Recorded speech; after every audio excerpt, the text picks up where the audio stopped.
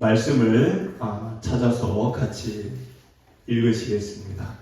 시편 91편 2절 말씀 우리 같이 한번 한 구절 같이 읽겠습니다.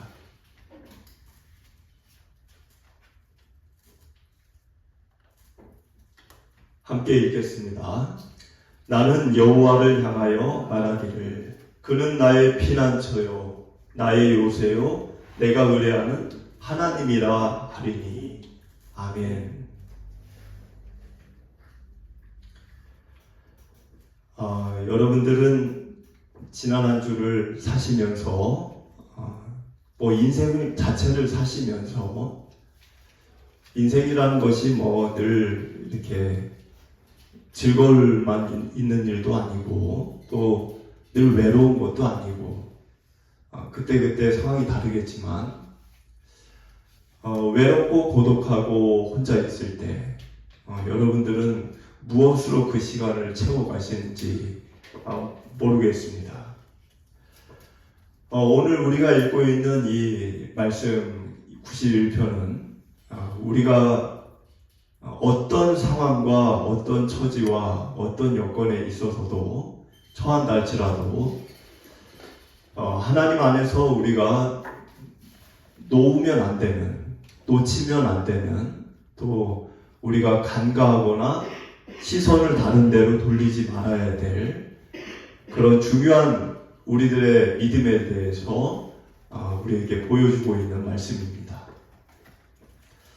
1절을 여러분들 이렇게 눈으로 보시면은 지존자의 은밀한 곳에 거주하며 전능자의 그늘 아래에 사는 자요, 이렇게 시작이 됩니다. 눈에 들어오는 단어 중에 은밀한 그리고 그늘 이런 단어가 있습니다. 이 은밀한 곳 또 그늘 아래, 여기는 장소가 아닙니다. 어떤 장소가 아니에요.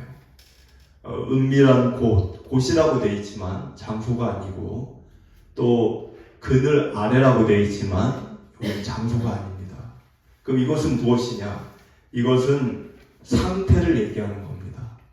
그러니까 하나님의 그 임재 속에서 내가 하나님과 가까운 관계를 맺고 그분과 교제를 나누고 할 때 우리가 누리게 되는 안식과 평화의 상태를 얘기하는 겁니다.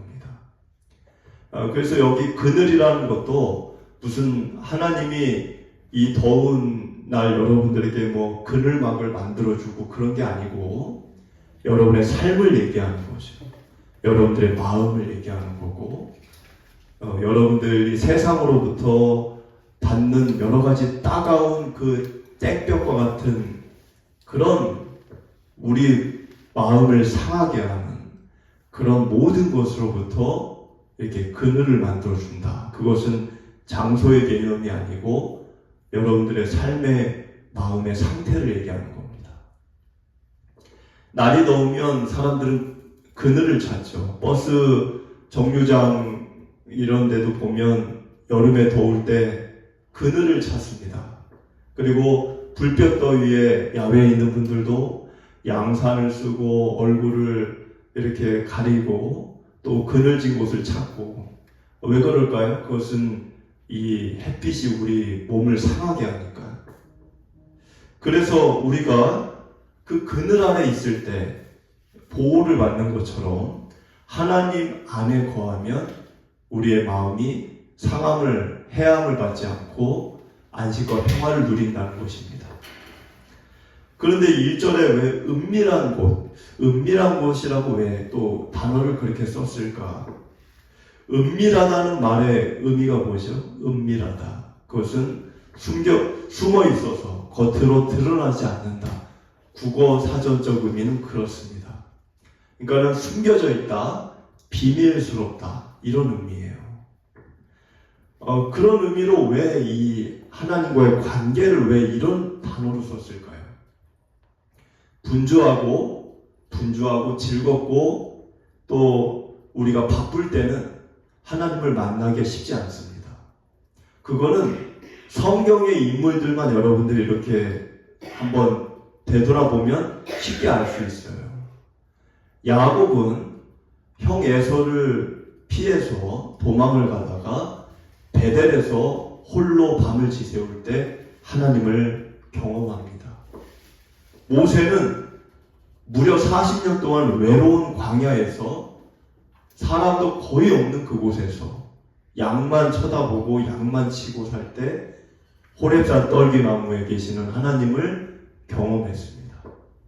엘리야는 갈멜산에서 그렇게 인기가 있는 선지자로서 큰 승리를 거머쥐었지만 이내 즉시 좌절을 하고 낙심을 하고 광야로 갔을 때 그 무더운 땡볕 그늘 아래 피할 곳도 없는 그 광야에서 지치고 목이 마르고 마음이 상해 있을 때 외로울 때 하나님을 경험하게 됩니다. 다윗은 사울왕을 피해 광야로 가서 이 동굴 저 동굴 홀로 피신을 하며 10여 년을 살 때 그 10여 년의 기간이 다윗에게는 엄청 외롭고 괴로울 때입니다. 그때 그가 시편을 썼어요. 바울은 회심 후에 아라비아로 갔습니다. 정확히는 성경에 기록이 되어 있지 않지만 많은 목사님들이나 또 신학자들이 생각하기는 아라비아에 가서 고독한 생활을 하며 깊은 묵상과 훈련을 했던 것으로 이야기합니다.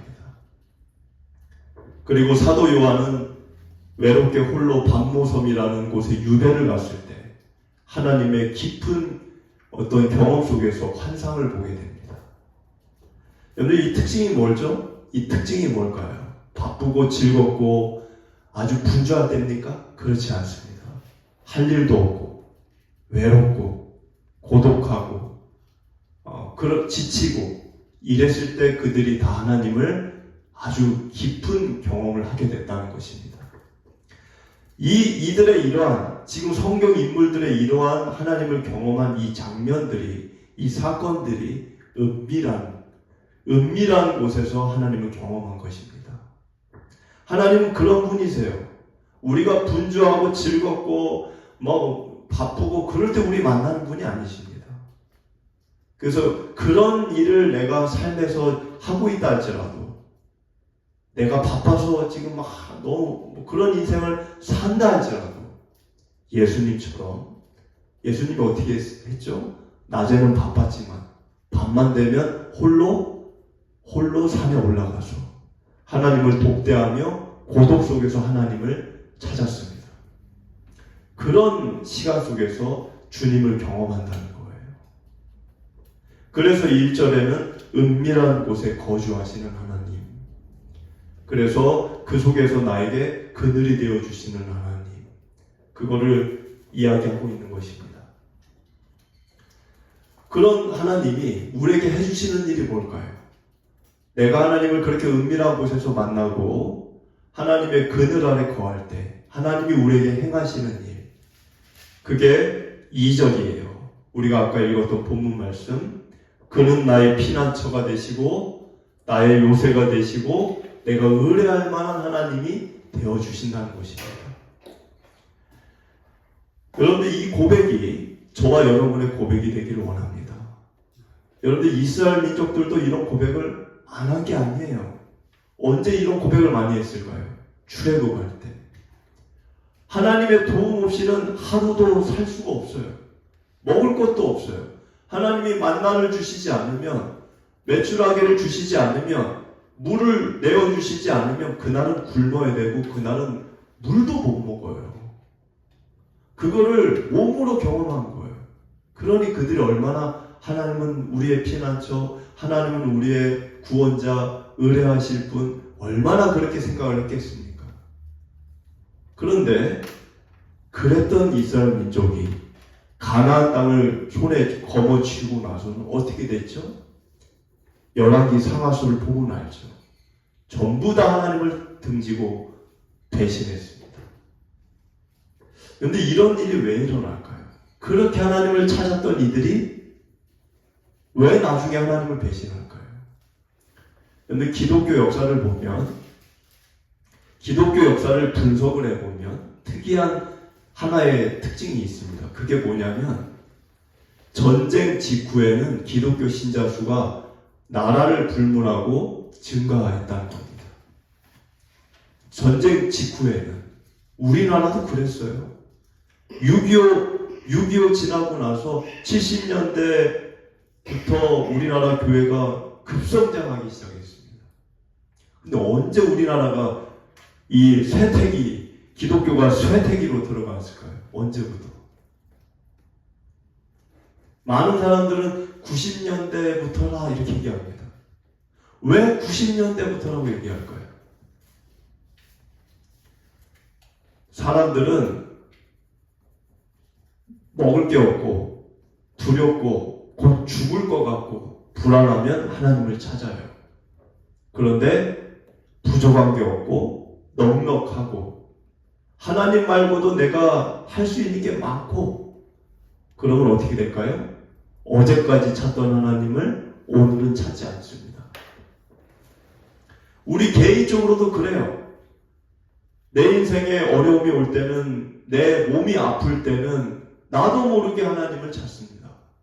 그런데 아픈 것도 없고 어려운 것도 없고 늘 내가 넉넉하고 하고 싶은 거 다 할 수 있고 그럴 때는 하나님 생각 별로 안 해요. 아무리 좋은 거를 갖고 누리게 되어도 우리는 기억을 해야 합니다. 그것은 내가 아무리 많은 걸 갖고 있고 많은 걸 할 수 있다 할지라도 여전히 나는 연약한 인간이다. 나는 나약한 인생이라는 것을 잊어서는 안 되는 것입니다. 오늘 3절을 보니까 이는 그가 너를 새 사냥꾼의 올무에서와 심한 전염병에서 건지실 것이미로다. 이렇게 되어 있습니다. 여기 단어를 보면 여러분들 새가 나오고 새 사냥꾼이 나와요. 새가 강합니까? 새 사냥꾼이 강합니까? 당연히 새 사냥꾼이 강하겠죠. 그러니까 새를 잡겠죠. 그러면 새 사냥꾼이 강합니까? 하나님이 강하십니까? 하나님이 강하죠. 근데 우리의 문제는 뭐죠? 우리의 문제는 내가 새라는 걸 잊어버려요. 언제 잊어버려요? 내가 많은 거를 하게 될 때, 많은 거를 얻게 되었을 때, 내가 편안할 때, 내가 아쉬운 게 없을 때, 내가 새라는 사실을 망각해요. 심지어는 더 나아가 다른 타인에게, 다른 사람들에게 포악을 행하면서 새 사냥꾼이 되어져 버려요. 왜 이렇게 될까요? 우리는 연약한 인생이라는 걸 쉽게 잊어버린다는 것입니다. 그걸 망각할 때 우리는 별것도 아닌 걸 갖고서 거만해지고 교만해지고 목이 고든 백성이 되어져 버립니다. 왜 우리는 편안해지면, 왜 좋은 걸 갖게 되면 왜 하나님을 이렇게 밀쳐낼까요? 우리 안에 뭐가 있기 때문에? 우리 안에 죄성이 있기 때문에 그렇습니다. 사실 오늘 이 시편 말씀은 다른 거 나누지 않아도 돼요. 죄성이라는 게 뭔지만 정확히 여러분들이 오늘 나누게 되어도 오늘 말씀은 200% 이상 나눴다고 생각합니다. 그럼 죄성이라는 게 뭘까? 저에게도 있고 저에게도 있고 여러분 안에도 있어요. 그것 때문에 여러분들이 좋은 거를 얻게 됐을 때 하나님을 생각을 별로 안 해요. 그럼 그 죄성이 뭘까요? 이 죄성이라고 하는 거는 단순히 나쁜 행동을 얘기하는 게 아닙니다. 그거는 결과예요. 악행, 욕을 하고 누구를 막 화를 내고 누구에게 누구 걸 뺏고 막 때리고 이런 건 악행이죠. 이거는 죄성의 결과일 뿐이에요. 죄성의 근본 핵심은 그 행실에 있는 게 아닙니다. 그 마음 바탕에 있는 거예요. 그 마음 바탕에 깊은 곳에 뭐가 있을까요? 죄성. 그것은 내 깊은 이 마음속 깊은 곳에 뭐가 있냐면 하나님보다 다른 걸 더 의지하려는 마음이 우리 안에 있습니다. 기본적으로 있어요. 그게.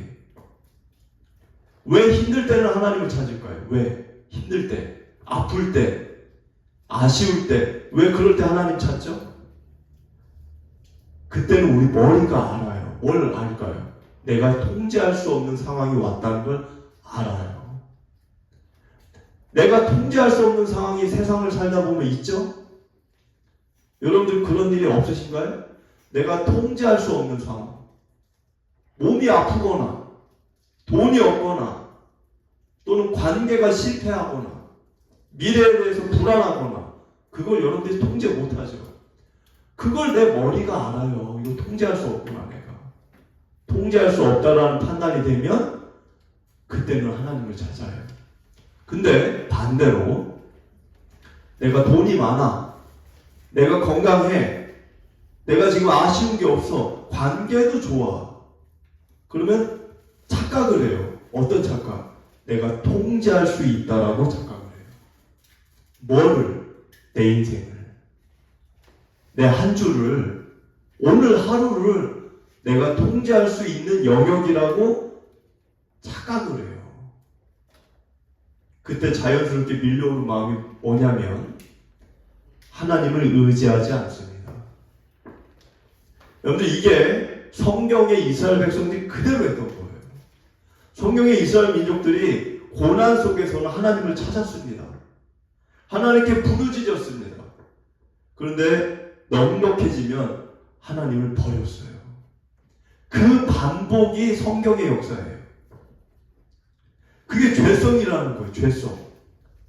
죄성은 하나님 없이도 살 수 있다는 자기 충족 현상입니다. 배가 고플 때는, 여러분들 배가 고플 때는 음식을 찾으시죠? 안 그럴 사람이 있습니까? 근데 배가 부르면 어떻게 돼요? 앞에 음식이 있어도 먹을 수가 없어요. 그거와 똑같은 거예요. 우리가 영적으로 내가 통제할 수 없다. 그럴 때 허기를 느낍니다. 허기를 느끼니까 하나님을 찾아요. 근데 내가 가진 게 많다, 내가 아쉬운 게 없다, 그럴 때 내 마음이 배가 불러요. 배가 부르니까 하나님의 앞에 계시는데도 하나님을 쳐다도 보지 않습니다. 성경은 이거를 여러 차례 경고했어요. 앞에 화면을 보면 신명기 8장 12절에 내가 먹어서 배부르고 아름다운 집을 짓고 거주하게 되며 또 내 소와 양이 번성하며 내 은금이 증식되며 내 소유가 다 풍부하게 될 때에 어떻게 된다? 14절 내 마음이 교만하여 내 하나님 여호와를 잊어버릴까 염려하노라. 하나님이 우리가 잘 살게 되면 좋아하는 게 아니에요. 내가 잘 사니까 하나님 좋아하시겠지. 내가 예전보다 돈 많이 버니까 하나님도 좋아하시겠지. 그러지 않으신다는 거. 하나님은 뭘 해요? 걱정을 하세요. 오히려 얘가 이 많은 거를 누리고 있는 것 때문에 교만해져서 나를 잊어버릴까 염려하신다는 거예요. 우리는 좋아하겠죠. 이전에 어떤 걸 갖게 됐습니까? 신명기 8장 16절을 보면 뭐라고 그러죠? 하나님이 내 조상들도 알지 못하던 만나를 광야에서 내게 먹이셨나니 이는 다 너를 낮추시며 너를 시험하사 마침내 내게 복을 주려 하심이었느니라. 하나님이 이스라엘 민족을 광야에서 40년을 뺑뺑이 돌리셨잖아요. 일주일이면 갈 길을 왜 그렇게 수십 년을 걷게 하셨을까요? 여기 이유가 써 있어요. 너에게 복 주려고. 복을 얻으려면 너가 낮아져야 되니까. 그래서 결국에는 이 민족이 가나안 땅에 들어갔습니까? 안 들어갔습니까? 들어갔죠. 들어갔는데 그 다음 절 보니까 17절에 그러나 내가 마음에 이르기를 내 능력과 내 손의 힘으로 내가 이 재물을 얻었다 말할 것이라. 가나안 땅에 들어가서 풍요와 번성을 누리기 시작하니까 뭐라 그랬다는 거예요, 사람들이? 내 능력과 내 손으로 이거 이룬 거야. 하나님 아니야. 그랬다는 거예요. 여러분, 우리라고 다를 것 같습니까?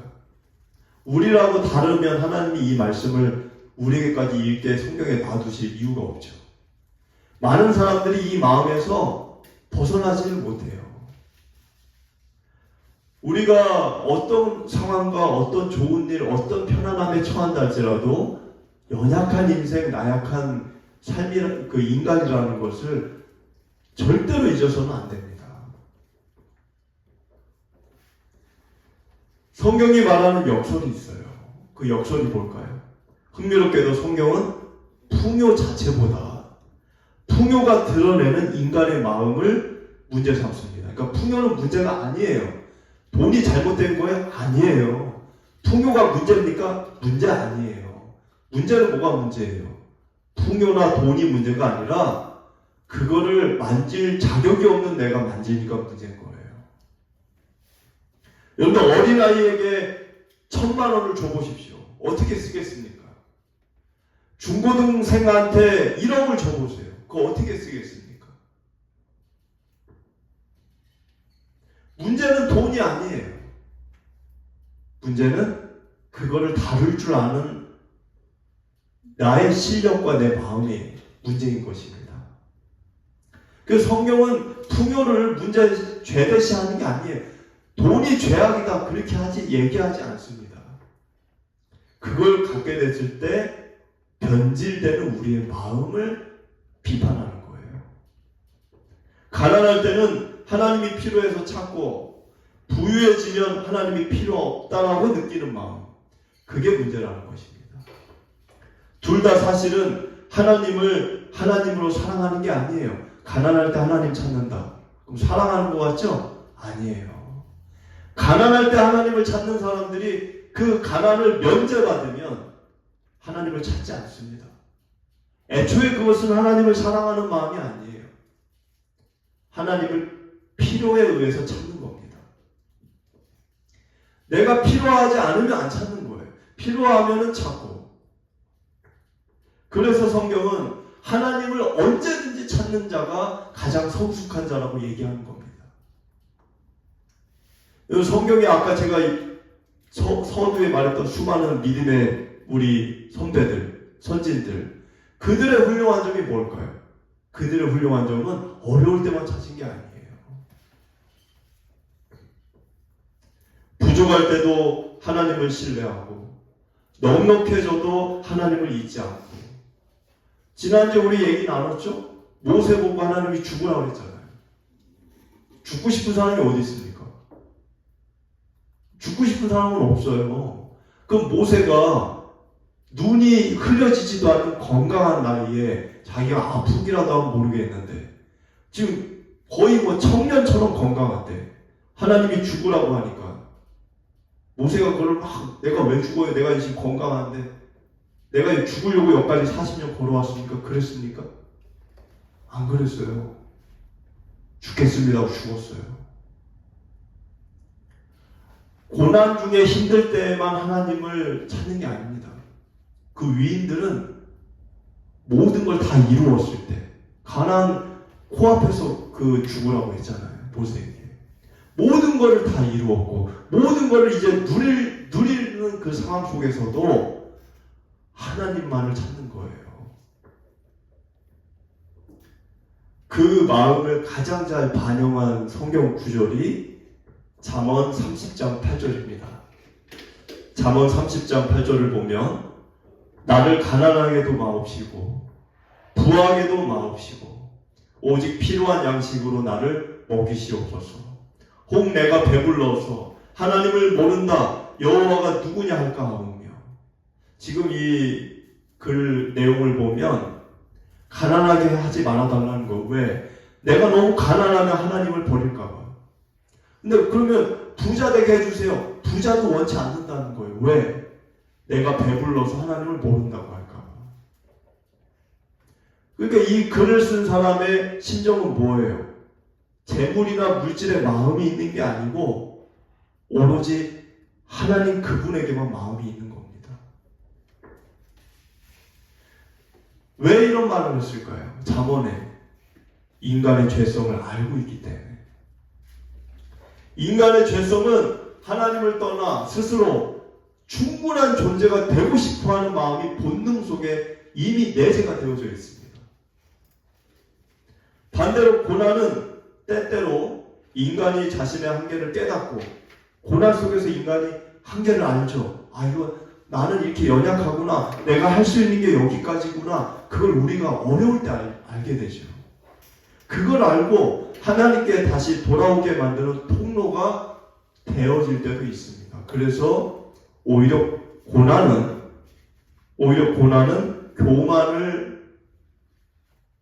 교만해지기 쉬운 우리에게 주는 축복의 도구가 될 때도 있습니다. 오늘 말씀 9절에서 11절을 보면 내가 말하기를 여호와는 나의 피난처시라 하고 지존자를 너의 거처로 삼았으므로 화가 내게 미치지 못하며 재앙이 내 장막에 가까이 오지 못하리니 그가 너를 위하여 그의 천사들을 명령하사 내 모든 길에서 너를 지키게 하시니라. 자, 어렵고 힘들 때 우리가 하나님을 찾을 때 어려울 때 하나님을 찾는 사람도 믿음이 있는 사람이죠. 왜냐하면 어려울 때도 하나님을 안 찾는 사람들이 있으니까. 그러나 우리의 신앙의 목적이 거기에서만 또 머물러서는 안 됩니다. 그런 어려움과 힘든 일이 사라진 뒤에도 어려움이 해결됐어요. 이제는 그건 과거고 이제는 더 이상 진행이 되는 일이 아니라 할지라도 그것이 작년의 일, 10년 전의 일, 어제의 일이 되어졌다 할지라도 문제가 해결된 뒤라 할지라도 그래서 마음의 평화와 안식이 오는 시기가 되어졌다 할지라도 변함없이 방금 읽은 말씀처럼 하나님을 찾는 사람이 되어야 된다는 것입니다.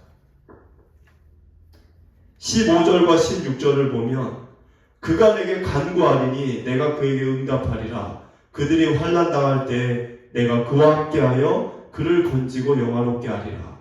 내가 그를 장수하게 함으로 그를 만족하게 하며 나의 구원을 그에게 보이리라 하시도다. 하나님이 이런 말씀을 우리에게 하시는 거죠. 하나님이 나를 축복하시는 거예요. 하나님 그런 분이세요. 우리에게 축복을 하시는 분이십니다. 그런데 그런 축복을 받았던 지금 이 축복의 주인공은 이스라엘이에요. 이스라엘이 이 축복을 받았어요. 근데 그 축복을 받은 이스라엘이 어떻게 됐다고요? 열왕기 상하를 보니까 타락했다는 거예요. 타락. 이 15절, 16절의 축복을 이스라엘이 받았는데 정작 이 축복을 받은 이스라엘은 하나님을 버렸다는 거예요. 그러면 저와 여러분은 어떨까요? 저와 여러분들은 힘들 때 과거에 그때가 젊은 시절 언젠지는 모르겠어요. 초등학교 때인지 중고등학교 때인지 20대 시절인지 30대인지 저는 모르겠지만 여러분들의 지난 과거에서 힘들고 어려웠을 때 그때 하나님이 여러분들 손을 붙잡아 주시고 함께 해주셔서 오늘에 이르게 되었다고 하면 오늘날 여러분들은 그때만큼 하나님을 찾고 의지하고 바라보고 계시는지 모르겠습니다. 오늘 말씀은 그걸 우리에게 질문하게 하는 거예요. 이스라엘을 보면서 나에 있어서 하나님은 문제 해결해 주시는 분으로만 나의 주님이신가? 아니면 내 삶의 목적 자체가 주님 그 하나님이신가? 우리가 그 질문을 던지며 우리가 이 6월을 은혜 가운데서 한 주 또 시작하는 한 주도 살아가게 되시기를 축복을 드립니다. 우리 같이 기도하시겠습니다.